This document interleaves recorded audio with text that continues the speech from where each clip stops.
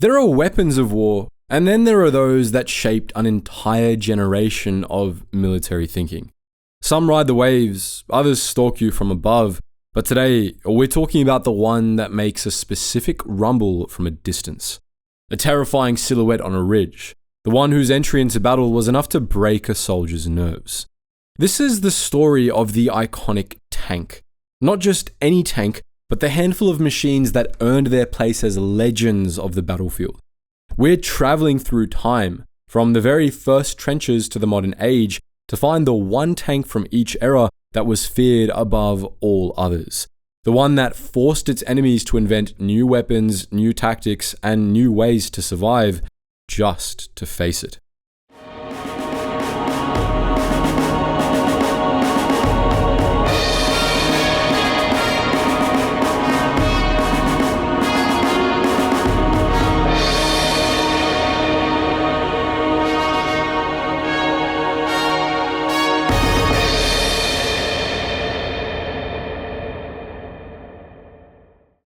Our journey begins where this monster was first born, in the endless mud, the tangled wire, and the industrial slaughter of the Western Front.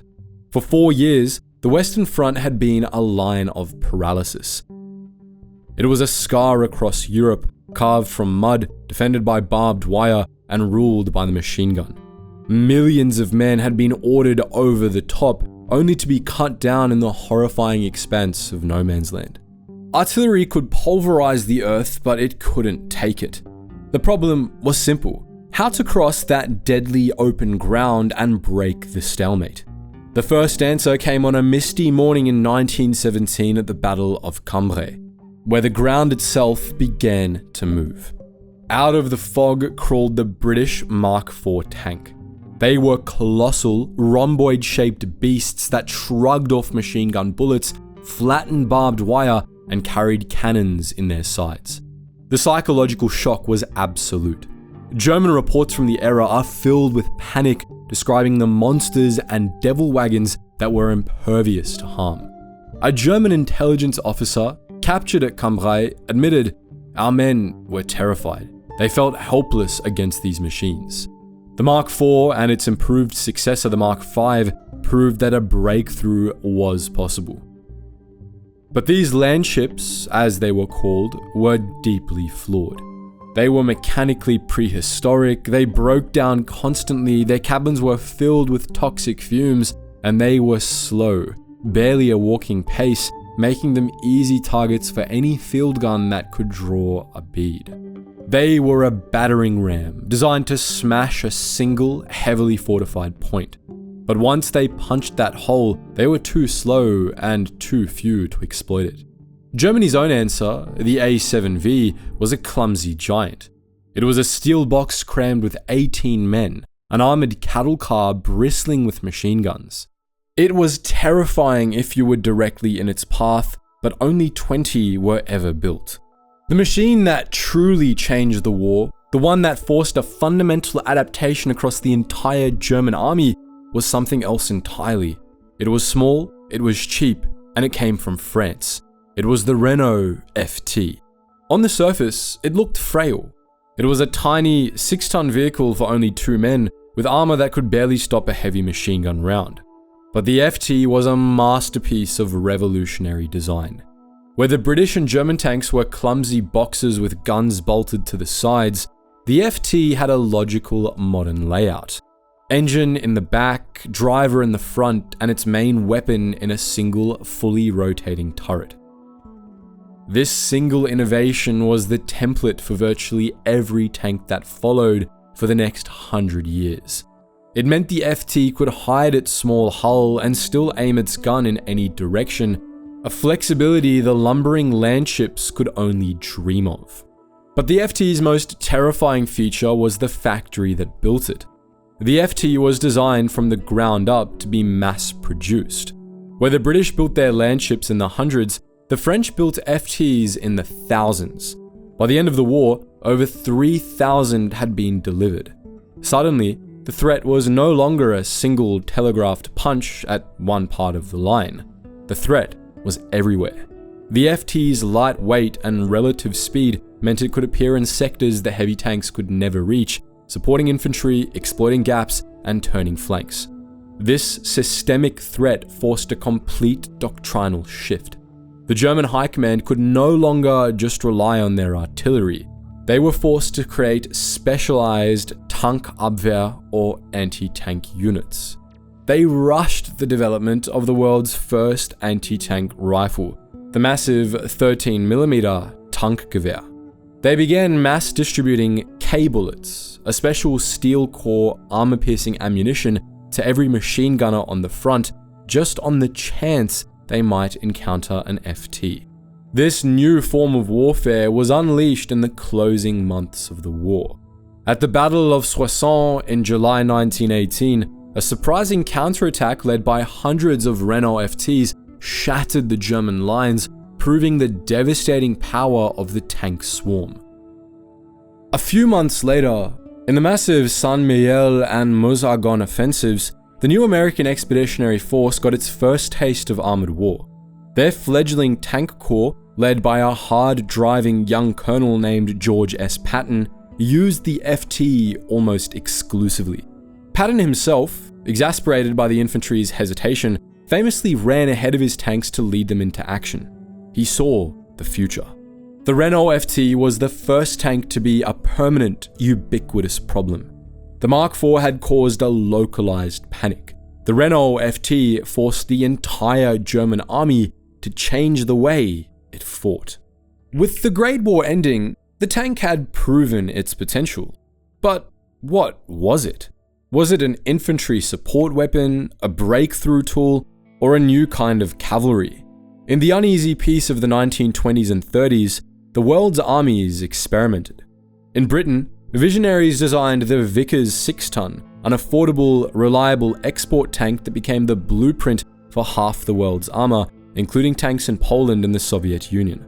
In a rearming and clandestine Germany, a new generation of theorists, led by men like Heinz Guderian, saw the tank as the heart of a new kind of lightning war.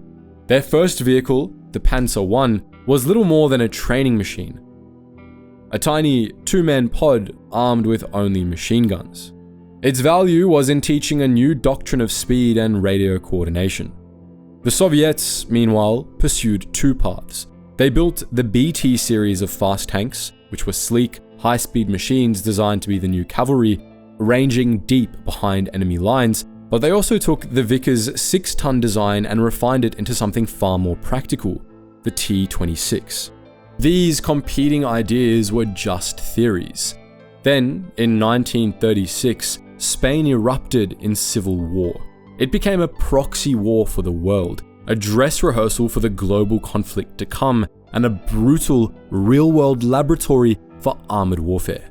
When the German nationalists committed their Panzer I brigades, they were initially effective, supporting infantry and terrorizing troops who had no anti-tank weapons. Then, the Soviet Union answered, sending a shipment of T-26s to the Republicans. The moment these two tanks met on the battlefield, the argument was over. The Panzer I, with its twin machine guns, was completely incapable of harming the T-26.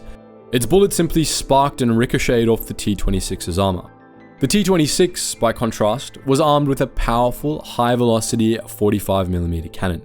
It was, for its time, a devastating anti-tank weapon. It could, and did, punch straight through the Panzer I's thin armor from 1,000 meters away. The first major clashes around Madrid in late 1936 were a slaughter. German tankers, fighting for the nationalists, were horrified. Their commander, Wilhelm von Thoma, reported back to Berlin in a panic, stating that their armor was fit only for the scrap heap. The crews, once confident in their speed, were now gripped by a specific, helpless dread.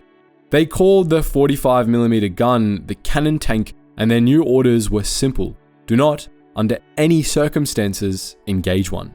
A new doctrine of avoidance was born. If a Panzer I crew spotted a T-26, their job was to run. They were to use their speed to disengage and immediately call for the real tank killers, the 37mm PaK-36 anti-tank guns, or, more terrifyingly, air support from the Stukas of the Condor Legion. At the Battle of Jarama in 1937, Republican T-26s formed a steel wall that shattered nationalist infantry assaults, their cannons methodically picking apart machine gun nests and enemy panzers alike. Weeks later, at Guadalajara, a massive force of T-26s and BT-5s completely routed an Italian expeditionary corps whose own machine gun-armed CV-33 tankettes were nothing more than mobile coffins. The BT series tanks were faster, but they were fewer in number and their impact was less pronounced. The Panzer I was a revolutionary idea, but in combat, it was a failure. The T-26 was the first tank to prove, at scale, the fundamental equation of armored warfare. A tank with a cannon will always kill a tank with a machine gun. This brutal lesson, learned in the dust of Spain, would set the stage for the opening salvos of the Second World War. When the Second World War began in 1939, the tank was still an unproven weapon.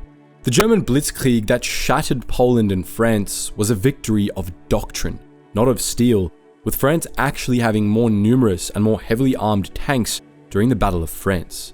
The panzers that rolled into Paris were mostly light, machine gun armed Panzer Is and IIs, with a good amount of the heavier Panzer IIIs and IVs. They won because they were better organized, better coordinated, and well supported by dive bombers. The tanks themselves were not invincible. The Allies learned this the hard way. In 1940, when the British Expeditionary Force counterattacked at Arras, their Matilda II infantry tanks were a terrifying shock to the German front line. The German standard 37mm anti-tank gun, the PaK-36, was useless against them. Its shells simply bounced off the Matilda's thick hide. The German troops, seeing their best weapons fail, broke and ran. It was a young General Erwin Rommel who solved the problem. He ordered his 88mm anti-aircraft guns to be lowered and fired directly at the tanks. It was a desperate, improvised move and a sign of fear. The Germans' own tanks couldn't stop the Matildas. A year later, in 1941, this tank shock became an existential crisis. When Germany invaded the Soviet Union, their panzer crews, confident after a year of easy victories, met two new monsters. The first was the KV-1. It was a colossal 45-ton heavy tank, a rolling fortress so thick that a single KV-1 was famously reported to have shrugged off over 100 direct hits before it was finally brought down. But the true nightmare was the T-34. It combined thick, radically sloped armor that deflected shells, wide tracks that glided over the mud, and a powerful 76.2mm gun. It was a perfect balance of speed, protection, and firepower. General Heinz Guderian, the father of the Blitzkrieg, wrote in his diary, "Our tanks are inferior. The T-34 is the finest in the world." By the end of 1941, the German panzers were qualitatively outclassed. The Matilda in the desert and the T-34 on the steppe had stolen the initiative. The war would be won by whoever adapted fastest. The German response was to perfect the tank they already had. They took their reliable workhorse, the Panzer IV, which had until then been an infantry support tank with a short stubby 75mm gun, good only for firing high explosives, and they gave it a new set of teeth. In the spring of 1942, a new model began arriving at the front, the Panzer IV Ausf F2. It was armed with a new, long-barreled, high-velocity 75mm KWK-40 cannon. This gun was a direct answer to the T-34, and it could kill one from a kilometer away. This new Panzer IV became the most feared tank of 1942. The T-34 was a brilliant design, but it was flawed in its execution. It was a half-blind tank. Its four-man crew was overworked. The commander had to both spot targets and aim the gun. It had crude, almost non-existent optics, and most tanks lacked a radio, forcing them to communicate with signal flags. The Panzer IV had none of these problems. It was a mature, ergonomic killing machine. It had a dedicated 5-man crew, meaning the commander could command, the gunner could aim, and the loader could load. Every tank had a radio, allowing a platoon to fight as a coordinated 5-fingered fist. And most importantly, it had superb Zeiss optics. The result was that a Panzer IV crew could see the T-34 first, coordinate a plan, and kill it from a range where the T-34's own crew was still squinting into the distance, buttoned up inside their noisy, isolated machine. This new reality was proven in the two great campaigns of 1942. In North Africa, at the Battle of Gazala, Rommel's new long-barreled Panzer IVs, which the British called the Mark IV Special, systematically slaughtered the British Crusader tanks. They could outrange the new American-made M3 Grants, forcing the British to charge into a wall of high-velocity shells. The fear was so immediate that the British High Command sent frantic cables demanding a solution. The answer was a crash priority shipment of the 6-pounder anti-tank gun, and, most critically, the brand new M4 Sherman. On the Eastern Front, during the massive Case Blue offensive, the same story played out on the open steppes. In long-range duels, the T-34s were now, for the first time, losing. The impact on Soviet doctrine was immediate. Soviet reports from 1942 are filled with urgent warnings that the T-34's armor was no longer effective. New orders were issued. T-34 crews were explicitly forbidden from engaging in frontal long-range duels. They were instructed to rely on flanking maneuvers, massed tank ambushes, and to fight from within the protective umbrella of dense anti-tank gun belts. When your enemy's official doctrine changes from attack to avoid, you've become the most feared tank on the battlefield. The T-34 and Matilda had their moment of shock, but the reversal, the new lethal standard that forced both the British and Soviets back to the drawing board, belonged to the long-barrel Panzer IV. By 1943, the war had become a brutal technological race. The long-gunned Panzer IV had given Germany a crucial year-long advantage, but the Allies were catching up. The Soviets were preparing to field a new version of their T-34, the T-34-85, armed with a gun that could finally challenge the Germans at range. The Americans were flooding every front with their M4 Sherman, a reliable, mass-produced, and perfectly adequate tank that could win through numbers and coordination. In response, Germany made a fateful decision. Instead of just upgrading, they escalated. They built two new apex predators. The first was the Tiger. It was a 54-ton heavy tank armed with the legendary 88mm gun. Its armor was so thick, its gun so powerful, that Allied crews who faced one and survived spoke about it in hushed, terrified tones. But the Tiger was a slow, monstrously complex and over-engineered machine. It was a defensive fortress, a roadblock tank, and there were never enough of them to change the war. The other tank, however, was the one that truly broke Allied armored doctrine. It was the Panzer V, the Panther. The Panther was Germany's answer to the T-34. It copied its sloped armor, its wide tracks, and its excellent cross-country mobility. But it combined these features with German engineering, superior optics, a 5-man crew, and a gun that was arguably the single best tank cannon of the entire war. The long-barreled, hyper-velocity 75mm L70. This combination of a radically sloped, 80mm thick frontal glacis and a gun that fired a small, incredibly fast projectile was lethal. The Panther's gun could punch straight through the front of a T-34 or a Sherman from over 2 kilometers away.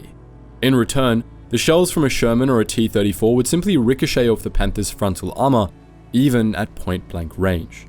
This total invulnerability from the front, paired with a gun that could kill from beyond visual range, is what made the Panther the most feared tank of the late war. In the claustrophobic bocage country of Normandy, the the Panther's reputation was cemented. Allied tank crews, advancing through the high hedge-rowed fields, lived in mortal terror of the Panther ambush. A single, well-hidden Panther could, and often did, destroy an entire platoon of Shermans before its position was even identified. This forced a complete and desperate change in Allied behavior. The standard M4 Sherman was now seen as a death trap. Allied tank platoons developed new tactics. One tank would fire smoke shells to blind the Panther, while others tried a desperate, often suicidal dash to get around its weaker side armor. The primary response was to not use tanks at all. An infantry patrol that spotted a Panther would immediately call for the cab rank, the ever-present Typhoon and Thunderbolt fighter bombers who would plaster the area with rockets. The British rushed the Sherman Firefly, a modified Sherman with its tiny turret crammed with a massive 17-pounder gun, the only Allied gun that could reliably kill a Panther from the front. The Americans did the same, upgunning their Shermans to 76mm models and prioritizing the deployment of specialized M36 tank destroyers with 90mm guns. These tanks existed for one reason: to have a fighting chance against a Panther. On the Eastern Front, the Panther's frontal invulnerability forced the development of the T-34-85 and the new IS-2 heavy tank. The IS-2, with its colossal 122mm cannon, was a sledgehammer designed to smash the German tanks. The Soviet doctrine was rewritten, instructing crews to use speed to hug the Germans, closing the distance to get flank shots.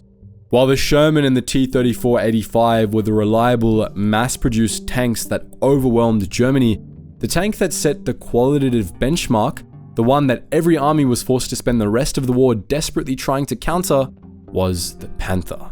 As the rubble of the Second World War settled, a new line was drawn in steel: the Iron Curtain. On one side, the Soviet Union embraced a new philosophy of armor: quantity. The T-54/55 was its icon. It was low, rugged, had a tough rounded turret, and was built on a staggering, almost unimaginable scale. Tens of thousands were produced, becoming the default adversary for the entire Western world. Against this flood, the Americans fielded their own reliable workhorses, the M48 and M60 Patton series. These would become the solid, dependable backbone of NATO for decades. They were good tanks, but one machine, born from the bitter closing battles of 1945, would earn a different kind of reputation: the British Centurion. The Centurion had a tough, well-sloped turret, excellent optics, and early stabilization that allowed for accurate fire on the move. But its true genius was something deceptively simple: gun depression. The Centurion's main cannon could aim down far more than its Soviet rivals.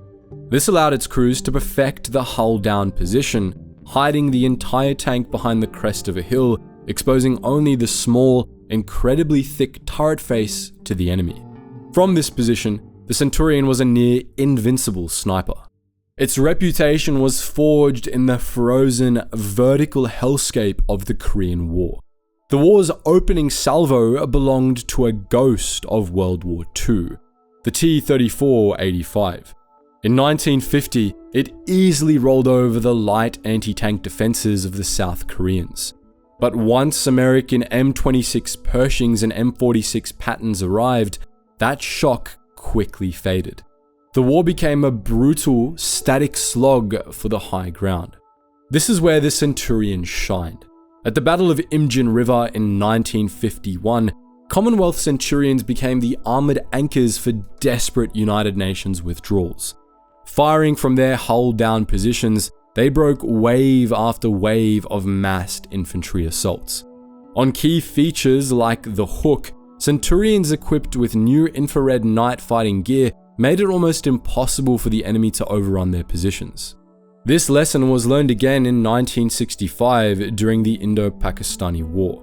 At the Battle of Asal Uttar, Pakistani armored divisions launched a major offensive with their modern, American-supplied M48 Pattons. The Indian Army, using older model Centurions, refused to fight a running duel. They set a trap. They dug their tanks into prepared, hull-down firing positions in a U-shape hidden by sugarcane fields. When the Pattons drove into the kill zone, the Centurions opened fire. It was a one-sided slaughter. The Pattons, with their higher silhouettes, were systematically destroyed by an enemy they could barely even see. The battlefield became known as Patton Nagar, the graveyard of Pattons. The Centurions' finest and most desperate hour came in 1943 on the black, volcanic rock of the Golan Heights. On Yom Kippur, a massive Syrian force of over 1,000 tanks, mostly T-54/55s and the new formidable T-62, crashed against a thin Israeli line defended by just 180 Centurions. The T-62 was a serious threat, armed with the world's first 115mm smoothbore gun. But in the desperate, multi-day battle that became known as the Valley of Tears, the Israeli Centurion crews held that line. They would crawl up a ridge, fire one shot from their hyper-accurate L7 105mm gun, and then immediately reverse back into cover. For days, this tiny force of Centurions held the ridges, bleeding the Syrian tank brigades dry. The Centurion changed enemy behavior. The T-54/55 was ubiquitous. It forced the West to gun up and build mass.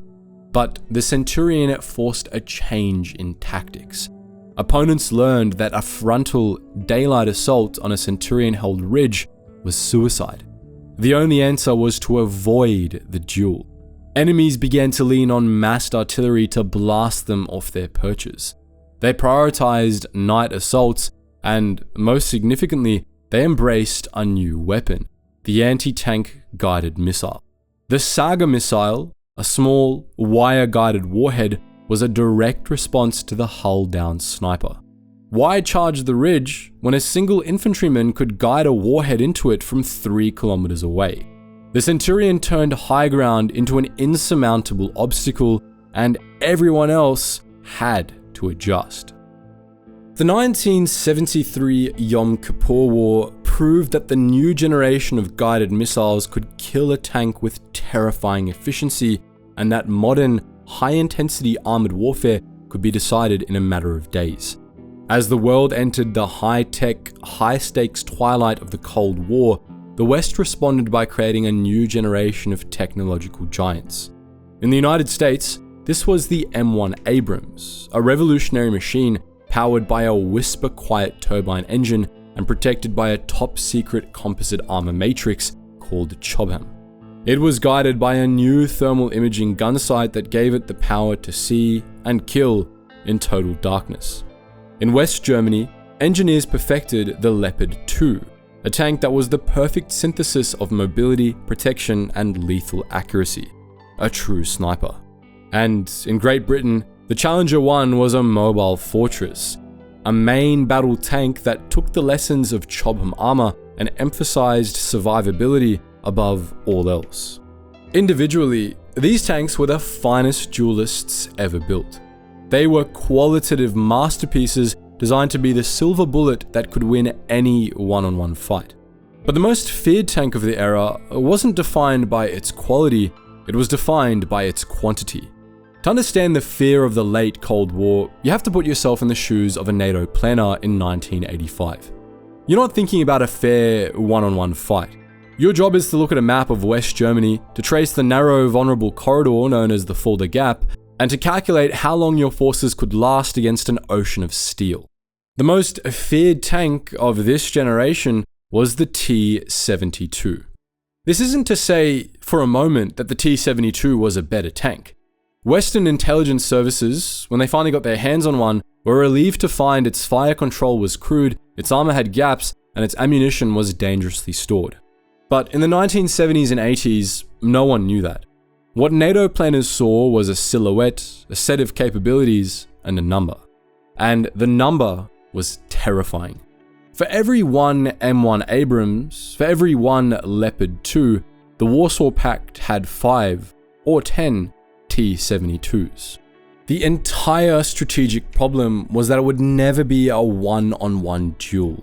It would be a fight of 10 against 1. The T-72 wasn't a crude rehash of the T-55. It was a new design. It was incredibly low slung, making it a tiny, difficult target. It was armed with a new, massive 125mm smoothbore gun, visibly larger than the 105mm cannon that armed the Abrams and Leopard 1. It also featured a mysterious autoloader which reduced the crew to 3. To a NATO analyst, this meant a smaller, harder-to-hit tank that could, in theory, fire faster than a human loader. This fear completely reshaped the Western way of war. The entire military-industrial complex was re-engineered to answer one question: how do we stop the T-72 swarm? The M1 Abrams and the Leopard 2 were the first part of the answer. They were built to be T-72 killers. Silver bullet tanks with thermal sights that could see the T-72 in the dark, and new kinetic energy long rod penetrators designed to punch straight through its armor. But the tanks alone were never considered enough. The fear was too great. This led to the creation of air-land battle, a complex, multi-layered doctrine designed to attrit the T-72 swarm before it ever reached the front. Two of the most iconic aircraft in history were born from this fear: the A-10 Warthog and the AH-64 Apache. And even still, NATO planners thought that wasn't enough. Weapons like the Multiple Launch Rocket System, or MLRS, were designed to fire cluster munitions hundreds of kilometers behind the lines to smash the second and third echelons of T-72s. The waves that would come after the first one had already been destroyed. The T-80, with its turbine engine, was a more advanced relative, specialist tank. But the T-72 was the body of the threat. It was the tank that defined Reforger exercises, that populated OP-4 training grounds, and that drove $1 trillion in defense spending. It was the most feared tank of its time. For years, the world had held its breath, waiting for the great tank battle on the plains of Europe. NATO's Abrams Challenger and Leopard 2s had been designed to kill the T-72 swarm. Then, in 1991, the Cold War was over. That final, apocalyptic battle would never happen, or so we thought. In 1990, Iraq invaded Kuwait. Its leader, Saddam Hussein, commanded the fourth largest army in the world, an army built on the Soviet model and equipped with thousands of tanks, including the export version of the T-72. Suddenly, the great hypothetical showdown was real. It would just be fought in the desert. The silver bullet tanks were finally going to meet their nemesis. The world watched, expecting a bloody, protracted ground war. What it got, instead, was a 100-hour execution. And the executioner was the M1 Abrams. The M1 was built on 3 pillars of technological dominance. First, its composite Chobham armor, later enhanced with layers of depleted uranium, made it functionally immune to the 125mm shells of the T-72. Second, its 120mm smoothbore gun, firing its own depleted uranium long rod penetrators, could kill a T-72 from any angle at any range. But the third pillar was the one that changed everything. It was the thermal sight. The M1's gunner could see the battlefield as a heat signature. For the Abrams crew, the night, the smoke, and the sandstorms of the desert simply vanished. The battles that followed are now legendary. At 73 Easting, an American armored cavalry regiment, advancing through a blinding sandstorm, ran straight into an entrenched brigade of the Iraqi Republican Guard.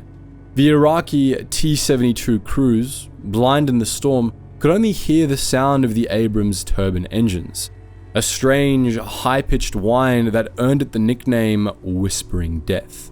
They fired wildly at the noise. The American gunners, looking through their thermal sights, saw a perfect glowing target range. They methodically destroyed over 160 tanks and armored vehicles in 23 minutes, suffering just 1 casualty. A day later, at Medina Ridge, M1 sat on the ridge and destroyed hundreds of Iraqi vehicles from over 3,000 meters away long before the Iraqis were even in range to fight back. American tankers told reporters of the eerie feeling of watching their targets pop in the thermal sight, one after another. The T-72, the great boogeyman of the Cold War, was revealed to be a paper tiger. The Abrams performance was so total, so one-sided, that it ended the very idea of a conventional tank duel. The world's armies learned a terrible lesson. If you're in a T-72 and you see an Abrams, you're already dead. Other Western tanks proved their worth as well. The British Challenger 1 performed brilliantly, achieving the longest range tank-on-tank kill in history. But the scale and psychological dominance of the Abrams victory made it the new global standard. The fear it created was the fear of total technological overmatch. This led directly to the second phase of this era, adaptation. When the US invaded Iraq again in 2003, the enemy knew it could not win a tank-on-tank fight, so it refused to fight one. The defining moment of this war was the Thunder Run, a high-speed armored dash by Abrams columns straight into the heart of Baghdad. It was a tactic of pure psychological shock, daring the regime to fight and proving it couldn't. The Abrams had become so dominant that its main role was no longer to kill other tanks, but to act as a 68-ton battering ram that was immune to almost everything. The total dominance of the M1 Abrams in 1991 had an unintended consequence. It taught the world to never, ever fight an American tank head-on. This ushered in the age of asymmetric warfare, where the primary threat to a 70-ton monster was a cheap, hidden IED. As we moved into the 2010s and 2020s, that threat evolved. The battlefield became saturated. High technology was no longer the sole property of superpowers. Now, everyone had a cheap, lethal guided missile. And with the rise of commercial technology, a new, terrifying weapon emerged: the small, explosive-laden first-person view, or FPV drone. A $100 quadcopter could now disable a $10 million tank. This new, transparent battlefield has been a brutal equalizer. It's humbled the giants. We've seen footage of advanced Leopard 2 tanks destroyed by rudimentary anti-tank missiles in Syria. In Ukraine, the T-90M, Russia's most advanced frontline tank, has proven tough and dangerous, but it's hunted daily. It has forced a desperate, evolutionary arms race of counter-drone cope cages and electronic warfare, but it hasn't solved the threat. Even the mighty M1 Abrams has been employed cautiously in these new, high-threat environments. Its aura of total invincibility challenged. In this new era, the most feared tank is no longer the one with the biggest gun or the thickest armor. The most feared tank is the one that survives. And one tank was built for this reality from the ground up. It is the Israeli Merkava. From its inception, the Merkava was a different kind of tank. Its radical design, with the engine in the front, was a declaration that its first priority was crew survivability. But it's the modern variant, the Merkava Mark IV-M, that fundamentally broke the new rules of war. It did so with a system called Trophy. Trophy is an active protection system, or APS. It is, in essence, a high-tech shotgun-wielding bodyguard. The tank is wrapped in a bubble of 360-degree radar. When these radars detect an incoming projectile like a missile or an RPG, the system instantly calculates its trajectory. In the last possible microsecond, a launcher on the tank swivels and fires a tight shotgun-like blast of metal pellets, shredding the incoming warhead in midair, meters before it ever touches the tank's armor. The first time this was used in combat, it was a game changer. Starting in the 2014 Gaza conflict, ATGM teams, who for decades had operated on the one-shot, one-kill principle, were suddenly watching their missiles get swatted out of the sky. Enemy doctrine was forcibly rewritten. Attackers learned they could no longer fire a single well-aimed shot. They were forced to fire in salvos, launching 2 or 3 missiles at the exact same target at the exact same time, hoping to overwhelm the Trophy system. they were forced to pivot to new tactics: top attack drones, complex multi-axis ambushes, or simply reverting to massive old-school IEDs just to find a way to hit the tank. The cope cages, as we see on Russian tanks, are a desperate low-tech reaction to the new threat. The Merkava's APS is a high-tech solution, and the proof is in the imitation. The United States is now rushing to equip its Abrams brigades with Trophy. The British are building it into their new Challenger 3, and the Germans are adding it to their Leopards. The Merkava, with its combat-proven APS, set the new global standard for survival. The story of the tank is a story of evolution, a relentless 100-year dialogue between the problem and the solution. The battlefield itself has been the true master of this design. It began in the mud of the Somme, with the terror of the Swarm and the Renault FT. It was refined in the dust of Spain, with the T-26 proving the brutal supremacy of the cannon. It was perfected by the Panzer IV, which showed that the tank was not just steel, but a system of optics, radios, and crew. The late war turned it into a high-stakes duel, with the Panther's combination of sloped armor and a hypervelocity gun. That duelist then became the Centurion, a positional sniper that learned to turn the Earth itself into a weapon. The fear of the T-72 Swarm then forced the West to build the perfect Predator, the M1 Abrams, a machine that used the invisible light of the thermal spectrum to achieve total, untouchable dominance. And today, that Predator has been humbled. We have entered a new, terrifying age, an age of cheap missiles, transparent skies, and disposable drones. The tank, the 70-ton King, has once again been forced to adapt. The Merkava, with its active protection, has shown the path forward. The tank is not dead. It is not, and has never been, a single invincible object. It's an idea, and to survive, it must evolve with the very threats it creates. So, that's our look at history's most feared tanks. But what do you think? Do you agree with our list? Is there a tank we didn't mention that should be considered the most feared? What do you think would be the next most feared tank in the near future? Drop your thoughts in the comments section below, and as always guys, thank you so much for watching, and I hope you learned something new.